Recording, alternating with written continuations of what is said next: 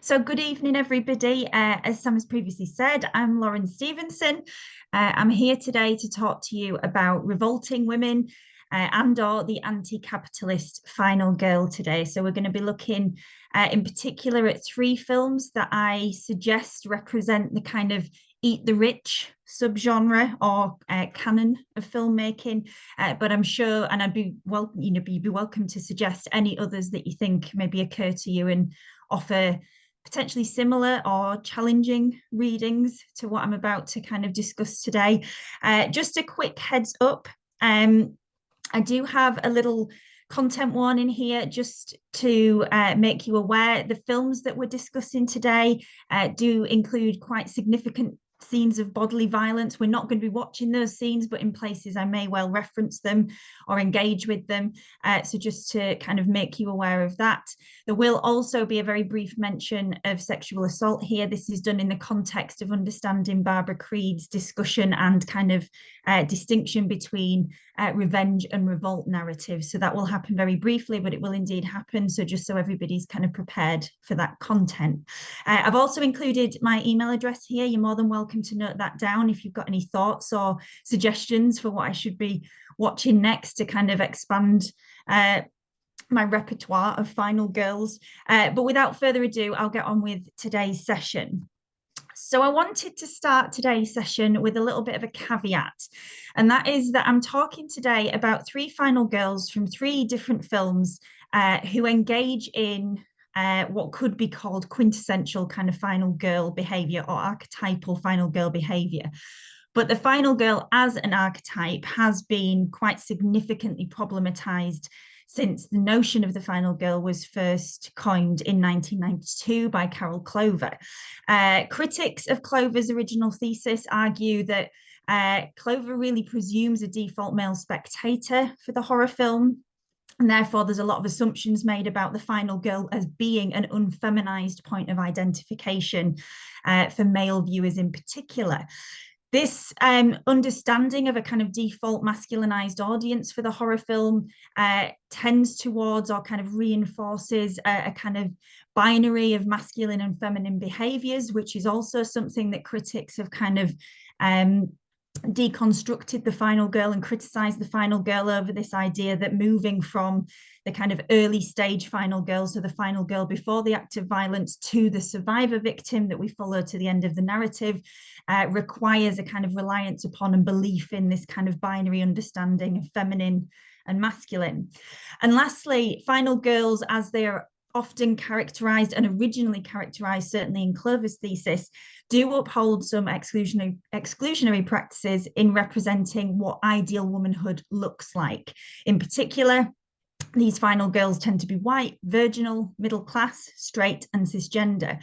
And so this emphasizes the necessity of this kind of identity formation, or this brand of womanhood, if you will, for the success of survival, or the survival of the kind of victim final girl.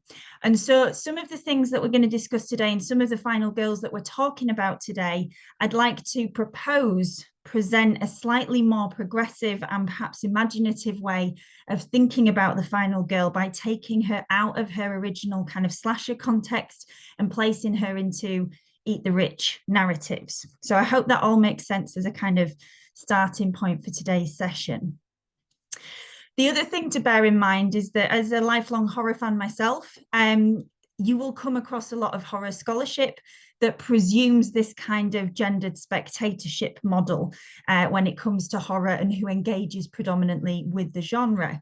Pinedo speaks extensively about this in 1997 in the book Recreational Terror, saying that for the female viewer accused of masochism or the female fan labeled an apologist for a woman-hating genre, there is no room for pleasure, only danger is accommodated. One of the things I'd like to argue for today is that in replacing revenge with revolt, the final girls in these films really work for a kind of neglected spectator within the horror space. People like Linda Williams, whose When the Woman Looks kind of over-enforced the objectification of women in horror, and also kind of rested her initial thesis, at least, on this idea of women's spectatorship of horror being one of suffering or characterized by suffering. Barbara Creed and Carol Clover, as previously mentioned, all assume a dominant male audience for the horror film. Women are kind of there to suffer through it at the behest of their kind of male partners a lot of the time. Williams argues that this is almost part of some kind of mating ritual, that women will go with men to see horror films as part of a kind of dating etiquette, perhaps, but they are actually put through all manner of suffering in order to be a spectator in the audience. And so this privilege of the male spectator in readings of horror, particularly readings of horror that have become kind of foundational and canonical to understanding the genre, do tend towards a critical neglect of the female viewer. And this becomes, as Pinedo argues, a structuring absence of horror film criticism. So these are the kind of foundational principles, or the kind of definitional scholarship and criticisms that I'm rooting today's discussion of The Final Girl in. And so today we're going to be looking at three particular final girls. We're going to be looking at Erin from You're Next. So Erin is the girlfriend of second son Crispian. Crispian comes from an incredibly wealthy family who've made that wealth through weapons manufacturing. And she's coming home to meet the family for the first time. And unfortunately, that also happens to be the day in which a group of killers descend on their second home in the country. And so one of the things that it's worth knowing about Erin is that she's actually a low-key trained survivalist, and this suits her very well and serves her very well throughout the narrative of You're Next. We also have Samara Weaving's Grace from Ready or Not to discuss today. She, similar to Erin, is kind of entering the family from an external position. She is marrying into the family, and I think again actually is marrying the second son of a very wealthy family, this time the Ladomises, who are overseeing a kind of games empire that has made them their wealth. But as we find out throughout the narrative, this games empire is actually secured through fairly brutal means, and their continued material success and material wealth is secured basically through human sacrifice to a Mr. LeBale, who is like a satanic figure in the narrative. Unfortunately, Grace finds out on her wedding night that she is one of those sacrifices. And so we follow her throughout the narrative as she attempts to survive a pretty deadly game of hide and seek. And then we finally have Ridley from Death of a Unicorn. Death of a Unicorn is, in some ways, it fits really well with these other two narratives. It involves a kind of an external figure of lower socioeconomic rank moving into a space that is characterized by obscene wealth and essentially being kind of victimized within that space. But there's also a lot of other oddness, I guess, that goes on around Death of a Unicorn. In particular, this final girl is much younger and is actually there in the super wealthy space with her father. Her father is actually one of the kind of beneficiaries of the kind of chemical empire that this family's wealth has been built around. And so he's a kind of, I can't remember exactly what his position is in the company that is owned by the super wealthy family, but he's some kind of chemical scientist or something. He's been invited up to their holiday home for the weekend. And again, he has this kind of internalized desire or pursuit of further wealth through basically moving in the right circles and pleasing the right people. And this is something that Ridley, as a younger person, watching her father kind of compromise his moral and ethical standing for the sake of, you know, making a few extra quid, is really uncomfortable with. And so she's perhaps more overt and more vocal in her commentary about greed, excessive wealth, things like that from the very start of the film. Anyway, hopefully, for those of you who haven't seen the films, this gives you a fairly good sense of the sorts of narratives and the sorts of final girls that we're dealing with today. So I just also wanted to mention quickly that there are various narrative influences that come from outside of kind of characterizing the final girl for the Eat the Rich narrative. There's a huge amount of horror that deals in some way or another with socioeconomic class, socioeconomic inequality, and the horror that can be derived from an unequal society. And so some of the things that perhaps influence or kind of lead to this Eat the Rich wave of films, which really starts in kind of the early 2010s, I think we start to see these Eat the Rich narratives more often. I think they become particularly popular after the success of The Purge, but they continue on, and we're still seeing kind of punctuated through horror film releases, this kind of Eat the Rich narrative resurrect itself, to use the parlance of the genre. And so we've got a few influences or kind of instances where horror has engaged with class here on screen. We've got the backwards horror, which tends to be a kind of North American phenomenon in which the rural poor become the monster of the narrative. So you might want to think about examples like Wrong Turn here, Deliverance, things that engage in some way with the monsterization of not only those at the lower end of the socioeconomic spectrum, but those who live in kind of shatter zones, zones outside of kind of capitalist suburbia or capitalist urban centres. So those who are kind of engaging with that kind of rural living practice.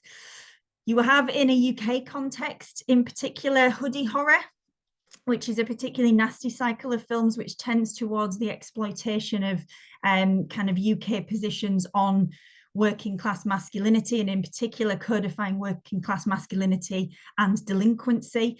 And so you see a lot of hoodie horror that engages specifically with the kind of much feared sportswear, hence the name hoodie horror, as a kind of iconographic signal of delinquency and violence coming explicitly from the working classes.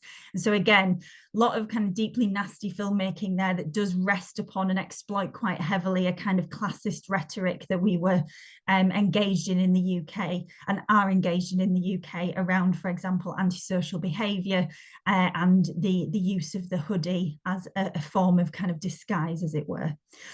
You also have exploitation. So this is in particular exploitation and extreme cinema that comes from the Australian film industry. And you'll see lots of examples of exploitation, that come from or are set in a kind of outback situation, a rural small town. And oftentimes, again, you have a similar monsterization of the rural poor or rural communities there, as you see in backwards horror in a North American context. We have Yuppie horror, Barry Keith Grant. So again, this is something that I want to come back to a little bit. Barry Keith Grant begins to talk about this in the mid-1990s, and it engages with a kind of late stage Reaganite understanding of finances and kind of financial privilege. And it really starts to engage with the kind of fear of instability, particularly within the American middle classes. You have suburban horror. So this particularly kind of mines for horror the perceived safety of suburbia, in particular the notion of suburbia as a kind of almost a privatopia, which is what I've borrowed from Prakash's work. This idea that there are certain spaces that are protected and kind of shielded, perhaps even gated from those who are less privileged, in order to shield those who are privileged from the resentment of those that they've perhaps built their success on the labor of. And so suburban horror in particular is about the trespass into those supposed safe zones, those secure zones, particularly for the middle and upper middle classes. And we could maybe think of something like Halloween as an example of this, the appearance of Michael Myers at Haddonfield. And there's probably, and there are plenty of other examples that you can probably think of class and horror kind of intersecting, and socioeconomic class, and in particular socioeconomic structures and injustices being kind of mined, explored, and most often exploited through the horror genre. And so the form that most shares DNA, I think, with the rich narratives we're looking at today is what Barry Keith Grant defines as the yuppie horror. These are films which encourage the transformation of evil from the classic horror films otherworldly supernatural to the material and economic pressures of this world that are too much with us. So there's a kind of pivot towards the fear of not something supernatural, but actually the fear of losing one's own kind of material standing. A lot of these yuppie horrors are much more concerned with what happens should you lose your wealth, your social standing, as opposed to what should happen should you lose your life. And so again, Grant is very much concerned with the monsters of yuppie horror tending to threaten materiality more than mortality. And this is something that's particularly relevant and resonant with today's Eat the Rich films, because material wealth is seen or perceived as being a token for control and a token for protection by the super wealthy families that we see in these narratives. And yet, as we are made aware by the end of the narrative, these families have never truly been in control of anything, and that materiality has really been somewhat of an unstable illusion. And it's only taken the introduction of one kind of disruptive agent of chaos, our final girl, to really start to unpick that materiality and that material security. This is also, of course, connected in the context of the films we're looking at today with the American Dream. These are all American or co-American productions, and they engage quite directly and specifically with the individualism and the kind of family unit narrative that is central to the American Dream as a mythos. If we think about something like Jordan Peele's Us, which is in the background of this slide here, as a direct allegory of how the American Dream works in an Eat the Rich narrative, we're tending towards understanding through kind of visual allegory the structures of class that allow for certain people to benefit from the labour of others. And so Booker and Darasay say in particular reference to Us that all of this film and its kind of visual language can be taken as a commentary on the fragility and fundamental duplicity of the American dream itself, with those who achieve the dream to its utmost only being able to do so at the expense of those who are less fortunate. So for those of you who've seen Us, you'll know that this is literalized by the kind of construction of an above ground society and a subterranean space in which the quote unquote tethered exist as kind of labor forces, essentially, to ensure the success of those above ground. And it's the movement of the tethered to above ground that begins a kind of deconstruction of the systems of privilege that Us is really engaging with. And so I'm trying to argue today, I think, that the final girl in the films that we're going to engage with does something similar. It kind of comes in from an external position, a position of lesser socioeconomic privilege or socioeconomic precarity in some cases, and therefore becomes this kind of change agent or this disruptive force within this deeply unfair and deeply violent class system. And so this brings us to characterizing the final girl of these films herself. If we think about the way that the typical final girl in your slasher would work, in the conventional slasher, we have a woman who tends towards kind of a reckoning with an individual, and through that reckoning with an individual discovers her own survival instincts, her own strength, and it becomes a kind of individual coming of age or coming of self process, surviving that particular threat.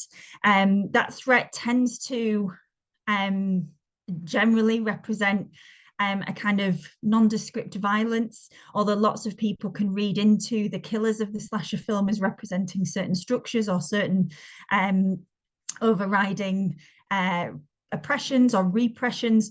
But what we're seeing here is that the final girl actually offers not just survival from a particular threat, individual survival from a particular threat, but actually goes on to kind of engage in revolt against the systems that have allowed her in the first place to become victim of these super rich families.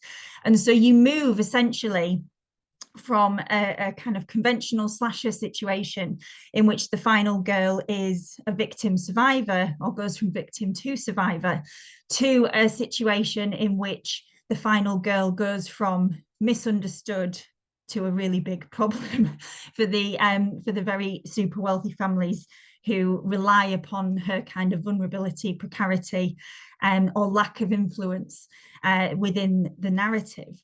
And so this is taken or kind of developed from Creed's most recent work on the monstrous feminine in 2022, in which she engages in particular with the rape revenge narrative and the movement in more contemporary rape revenge narratives away from revenge, which tends towards a kind of individual goal or an individual gratification on behalf of the central character, towards a sense of revolt, which is about making more lasting, meaningful change, disrupting and becoming a kind of change agent for a broader spectrum of kind of institutional or systemic issues or violences. And so Creed says directors depict the protagonist survivor's goal not as revenge in these narratives, but as revolt. Revolt against the universal and entrenched practices of rape culture, which is a crucial power structure of the patriarchal symbolic order. Now, none of these characters intends to go into, I think, these situations to revolt against the super rich. But what they do is they inspire a kind of revulsion against the super rich family, because the final girl is our point of identification in seeing these families and the way that they kind of behave, the way that they operate. And so the final girl, I argue, becomes this kind of Bactean grotesque body. And what I mean by that is a body that provides a site for the subversion and the transgression of borders through its dichotomous resemblance of life and death, revival and degradation. The final girl is positioned really well, actually, to be a kind of icon of revival and degradation, because the final girl as an archetypal figure really does engage with multiple forms of kind of resurrection or revival and multiple forms of degradation throughout the narrative. That's kind of part of the narrative life cycle of an archetypal final girl. But there's also the sense here that along with transgressing life and death, revival and degradation, this final girl is also kind of transgressing socioeconomic borders and the expectations of those who hold the most power and influence in the room. And so the super wealthy family here acts as a single organism of excess. It works together. You'll find, and I've got kind of House of Usher in the background here, but in each of the films that we're discussing in more detail today, each of these families attempts at least to operate as a single unit, a single body, in order to protect its interests. And so the super wealthy or super elite family becomes this kind of single body. And it's the protracted evisceration of the family unit throughout the narrative that operates as an alternative or an equivalent to the evisceration of the individual body in certain modes of body horror. So if we think a little bit about what body horror is, and then we think about the family as the body in this context, in the rich context, Brophy argues that these films exploit the fear of one's own body, of how one controls and how one relates to it. And it often connects the defenselessness of the film spectator to the torture and agony that the characters on screen experience when their flesh comes to appear totally devoid of control. Now, when we start to understand the super wealthy family or familial body as the body that is featured as, you know, central to this body horror, we start to complicate some of these tried and tested spectatorship models and where the identification comes from. In particular, when we're thinking about body horror exerted against the kind of familial organism or the familial body, we actually don't tend towards a process of identification. Our identification stays with the final girl. The final girl in body horror is often the person that would uphold something like Brophy's argument, because we would kind of connect to the defenselessness of the final girl in a conventional setting. But here, that kind of lack of control is displaced by the final girl's actions onto the body familial, because as soon as there's any kind of challenge to their control, their privilege of a situation, they begin to come apart. And we see this in every single one of the films that we discussed today. They're really good at presenting a unified front when everything's going their way and their privilege is working for them, and they've got what they feel is the illusion of control. But as soon as the control begins to slip, or they begin to become aware of the illusion that they've been kind of living in, people start to defect, people start to rebel. And as the body familial kind of fractures, that's when these super wealthy families become particularly vulnerable. And so the body familial only survives through its own vanity and insularity, this kind of inward looking and this kind of collective kind of holding of the line.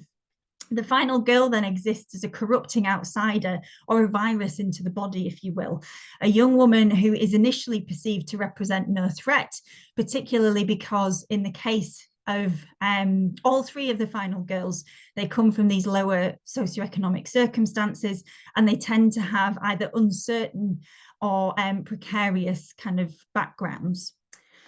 So if we think about the way that we could transplant this onto the films today, we might want to think of the way that bodies of excess are engaged with in Sadiq and Raphael's work, Transnational Horror Cinema.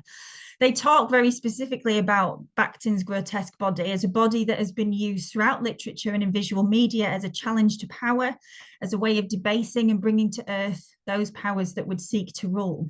So again, this kind of comes back to being able to engage with the final girl as one of these grotesque bodies. It's interesting, the image I've got here of the broken window from You're Next, Erin as the final girl is really the only person who is able to transgress in and out of the house at the time that the attacks are ongoing.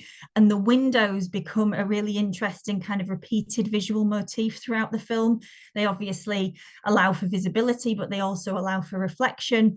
And it tends towards, in kind of horror film terms at least, the more glass in a home, the more wealth. And so there's this sense that the window itself has become kind of emblematic in some way of the wealth of the home. It's also worth saying that particularly in Erin's case, but I think to an extent in all of these final girls' cases, they improvise their weapons of survival from things that are readily available to them in the home. And so there's a sense that the house actually provides for these acts of violence through the various things that are within it. And that's quite interesting when we think about how the existence of these houses, these huge houses of the super wealthy, and maybe being commented upon, particularly the violence that's inferred through the hoarding of wealth and resources, and the violences that are necessary to sustain the wealth and privilege that continues to keep these families in these homes. And so to be able to use the kind of paraphernalia within the home as the tools of survival is something that, again, really as a grotesque body allows the final girl to kind of bring to earth those powers that would seek to rule, and using the kind of materials of their own wealth. Bodies of excess then act as political allegories. The reversals and celebrations of the lower strata of the political or physical body offer the populace a spectacular way to imagine different and alternative political bodies. At the end of Ready or Not, Grace's character quite literally watches the explosion of the super wealthy family unit. And there's something about that explosion, that final act of violence, that seems to kind of in some way coalesce with this idea that there are alternatives. It's really interesting, particularly when you connect this back to notions of control and body horror. The last thing that the patriarch of the Ladomas family says before they kind of explode at sunrise is, "I'm in control." It's very clear by that point that that is not true. And so the final girl kind of represents this, as Sadiq and Raphael would call, topsy-turvy body, which defies clear definition, defies clear expectations, and causes a real problem in terms of being an agent of change within a system of exploitation that has so far secured these super wealthy families, maintained kind of privilege, wealth, comfort, and security. So I'm just keeping an eye on the time here, but I just wanted to kind of remind us again who we're speaking about here. So we have Erin from You're Next, the final girl from You're Next. As I mentioned before, it is revealed to us partway through the narrative that she's actually a survivalist. This isn't something that her partner Crispian has actually been aware of. She was raised as a survivalist and has actually escaped kind of survivalist extremism and come to the US to then meet Crispy and start relationship with him. It's this unknown part of her backstory that makes her such an ideal candidate for surviving the onslaught of the home invasion.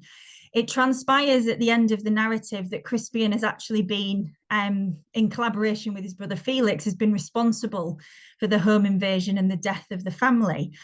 They've paid to have the family killed in order to inherit as much of the family wealth as possible. There's a lot of resentment towards the older son. They want to dispose of him. Crispian has a lot of resentment towards his father. Interestingly, that resentment comes from not wanting to work or get his hands dirty. And so what he does to respond to that is hire killers to dispose of his family. He won't do it himself. He's very uncomfortable with that. And so that's a really interesting kind of satirical moment within the narrative. And so upon discovering Erin's capacity for survival, this plan is thwarted as she disposes of her aggressors in a number of escalatingly inventive ways. And we're left with her towards the end of the narrative facing an uncertain future. Will she be held responsible as the last surviving resident of this super wealthy home and the one who came from a kind of external position to begin with? Or will she find kind of resolution and survival elsewhere? We then have Grace from Ready or Not. And in this particular situation, Grace enters into the spirit of a kind of wedding evening with some enthusiasm. She's told that it's a tradition for the family to play a game on the wedding night. What she doesn't realize is this game is a way of selecting how to sacrifice the person marrying into the family to this Mr. LaBelle, who's a kind of benefactor of the family's success. And so she picks hide and seek, which is unfortunately for her a brutal way of kind of sacrificing her to Mr. LaBelle. She engages wholeheartedly in the hide and seek to begin with, and then realizes quite quickly that she's not playing hide and seek. She's effectively being hunted, and she's been placed in this situation as a sacrifice. And so she has to sustain herself throughout the night and make it to sunrise, at which point the Ladomises are fairly convinced that something terrible will happen because they'll have missed their window to make the proper sacrifice to their benefactor. I won't talk too exhaustively about the ending because I think the less you know about it going in, the better. But there is a quite spectacular finale to this. But interestingly enough, and I'll maybe mention this again in a moment, there's now a Ready or Not 2 due for release this year, which some of you may be aware of, which I find really interesting and does somewhat destabilize or at least problematize my characterization of Grace as a change agent, because in defeating a single super wealthy family, she's clearly not closed the loop or made any meaningful change in terms of the situations, the inequalities that placed her in this position in the first place. As far as I'm aware from the trailer, the second film puts Grace back in a very similar position, just with a different super wealthy family. And so how sustainable some of these victories over the super wealthy are for these final girls is perhaps something that is up for debate. And finally, in Death of a Unicorn, we see the kind of relentless pursuit of further wealth, privilege, and social standing come back to really challenge Ridley's father in his decision-making. Ridley is really the adult of the two of them. She's ethically minded, she's morally focused, and she becomes actually an ally of the quote-unquote aggressors of the film, these unicorns. The unicorns themselves are, we don't have time to get into it today, but are somewhat of an allegory for kind of environmental destruction, but there's also a kind of politically and ideologically ambiguous, perhaps not so comfortable, and a metaphor being used here potentially for indigeneity. So the film itself is, I think, far more ideologically complicated and potentially problematic than some of the other films we've discussed today. And I also think it represents, as a kind of A24 effort, a real mainstreaming of the rich narrative, and potentially, ironically, given this image, has kind of taken the teeth out of the rich narrative as a potential anti-capitalist tool. So finally, just to kind of finish up, I wanted to make note of the fact that these are not the only final girls that exist in this kind of anti-capitalist sphere.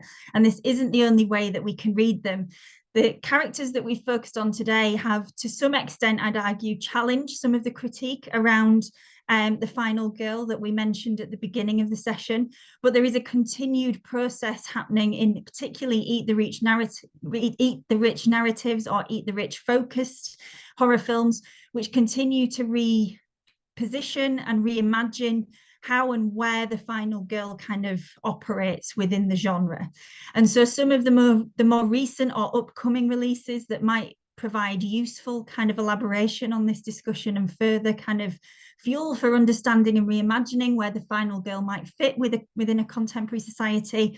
Films like They Will Kill You, coming out later this year, Ready or Not 2, which I mentioned already, the recent Osgood Perkins film, The Keeper, which is a little bit of a left field example compared to the others because we don't have a kind of familial unit here or a social unit as such.